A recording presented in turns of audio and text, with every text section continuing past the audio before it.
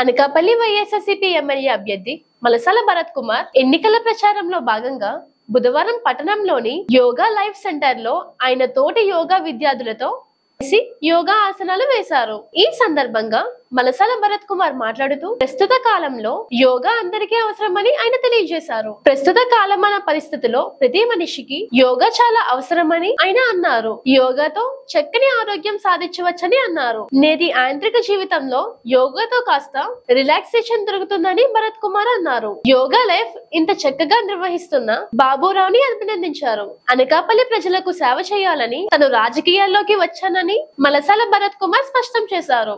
అనకాపల్లిలో software company నెలకొల్పి యువతికి ఉపాధి కల్పించడం తన ఆశయమని ఆయన తెలియజేశారు. అనకాపల్లిలో ఒక మెడికల్ కాలేజీ స్థాపించడము, చదువుకోని వారికి ఉపాధి కల్పించడానికి ఒక ఇథనాల్ ఫ్యాక్టరీ స్థాపించడానికి ప్లాన్ చేస్తున్నానని ఆయన తెలియజేశారు. ఈ కార్యక్రమంలో డాక్టర్ రామ్మూర్తి, యోగా లైఫ్ బాబురావు, జాజుల ప్రసన్న లక్ష్మి, ఉగ్గిన అప్పారావు, బాను, పీలా శ్రీనివాసరావు తదితరులు పాల్గొన్నారు.